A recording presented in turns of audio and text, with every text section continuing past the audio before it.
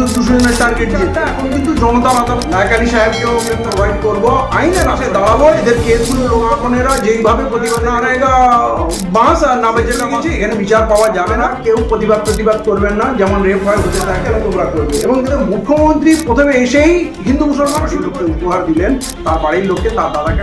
সব মিলিয়ে প্রায় 40 জন মতো গ্রেপ্তার হয়েছে এবং একটা বিশৃঙ্খল সৃষ্টি হয়েছে। এলাকার মানুষ সবাই নির্দোষ বা দোষী, তারা কেউ এলাকায় থাকতে পারছে না। এটাকে আপনি কেমন ভাবে দেখছেন? এটা খুব দুর্ভাগ্যজনক।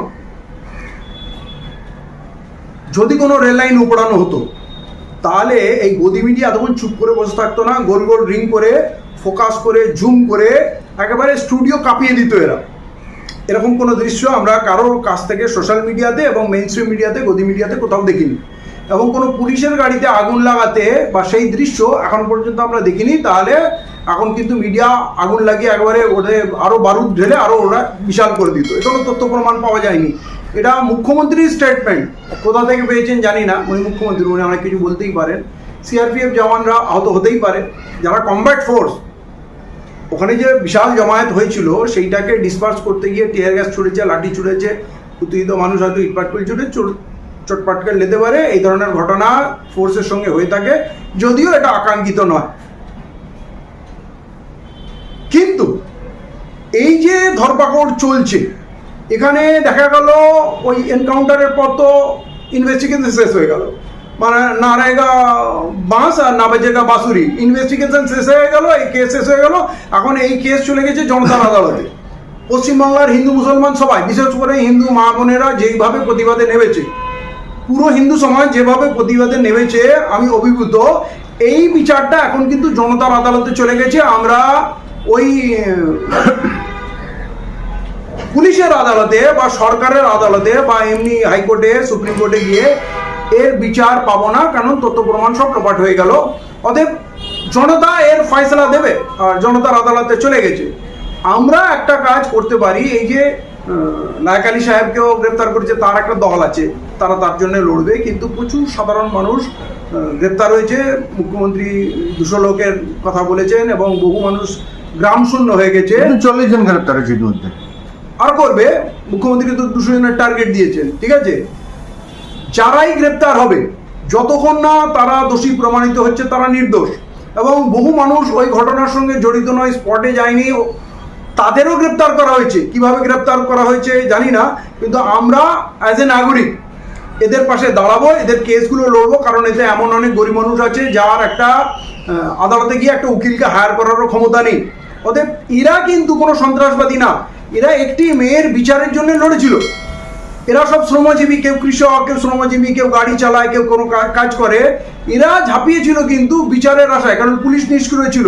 তাহলে যারা সমাজের নির্মম নিষ্ঠুর অন্যায়ের বিরুদ্ধে প্রতিবাদে পথে নেমেছিল নিজের স্বার্থ ত্যাগ করে, তাদের সুরক্ষার জন্য, তাদের বিপদে আমাদের দাঁড়াতে হবে। এবং এই কাজটা আমরা করব। আমরা ওদের উকিল প্রোভাইড করব, আইনের আশ্রয় নেব। আইনে যতক্ষণ তারা দোষী প্রমাণিত না হচ্ছে, ততক্ষণ আমরা তাদের নির্দোষ ধরছি। পুলিশ তার কাজ করবে, আমরা এই নাগরিকদের পাশে দাঁড়াবো, এটা আমরা আশ্বস্ত করতে পারি।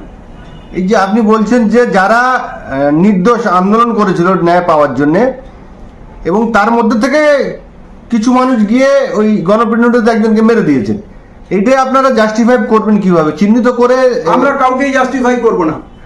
আমরা বিচার আদালতে যাব, বিচার চাইব।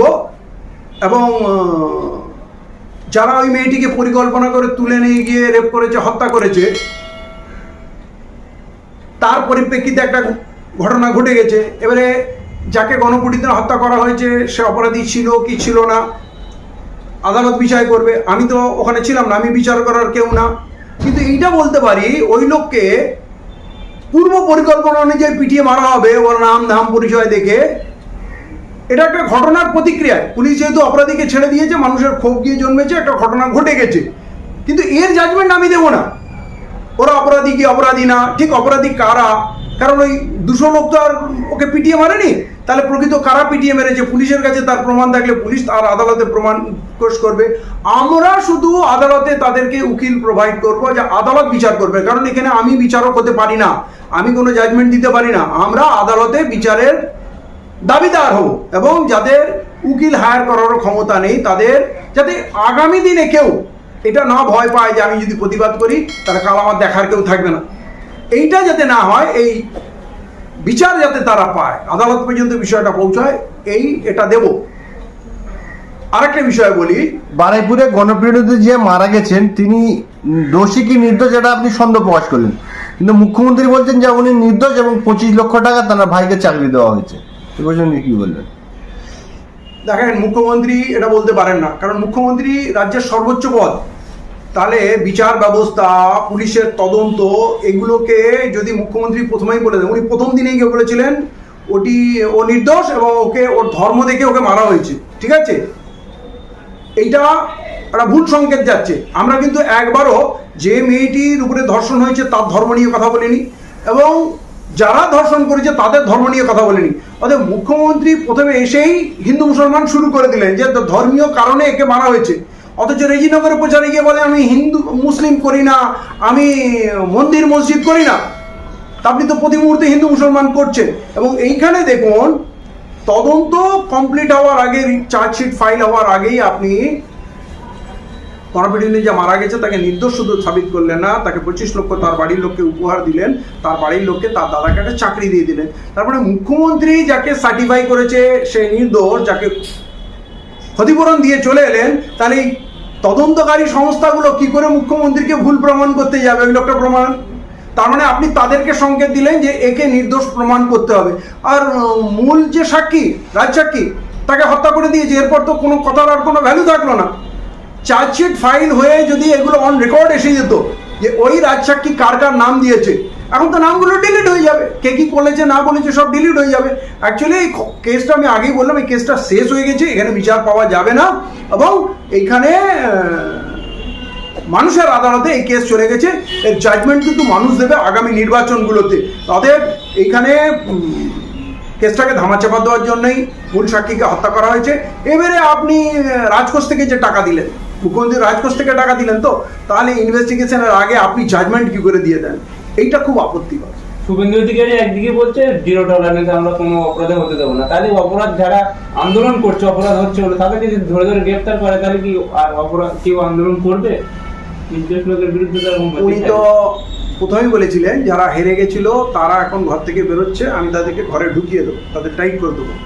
আর এখন পর্যন্ত তার যা আচরণ, প্রতিবাদী লোক যারা আন্দোলনকারী বা বিরোধী পক্ষ, তাদের প্রতি উনি 0 টলারেন্স।